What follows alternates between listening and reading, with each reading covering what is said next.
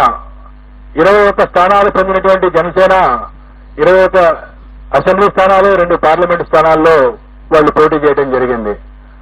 Janasena 2 parliament స్థానాల్లో గెలవబోతా ఉంది. అలాగే అసెంబ్లీ స్థానాల్లో పిఠాపురం నుండి పోటీ చేసినటువంటి జనసేన పార్టీ వ్యవస్థాపక అధ్యక్షులు శ్రీ పవన్ కళ్యాణ్ గారు భారీ మెజార్టీతో గెలవబోతా ఉన్నారు.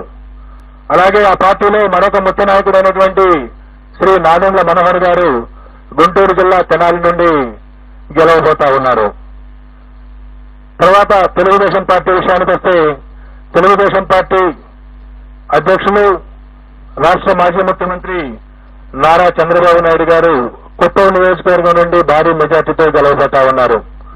అలాగే వారి తనయుడు మాజీ మంత్రి శ్రీ నారా లోకేష్ మంగళగిరి నుండి గెలవబోతా ఉన్నారు. అలాగే శ్రీ నందమూరి బాలకృష్ణ గారు హిందూపురం నియోజకవర్గం నుండి మంచి మెజారిటీతో గెలవబోతా ఉన్నారు. ఈ విధంగా ప్రతిపక్ష పార్టీలకు సంబంధించి ముఖ్య నాయకుల విషయాన్ని చూసుకున్న తర్వాత ఆంధ్రప్రదేశ్ అధికారంలో ఉన్నటువంటి వైఎస్ఆర్ కాంగ్రెస్ పార్టీ యొక్క మంత్రివర్గంలో అనేక మంది మంత్రివర్గ సభ్యులు తీవ్రమైనటువంటి పోటీ ఎదుర్కొంటున్నారు. కొద్దిమంది ఓటమి చవిచూడబోతా ఉన్నారు.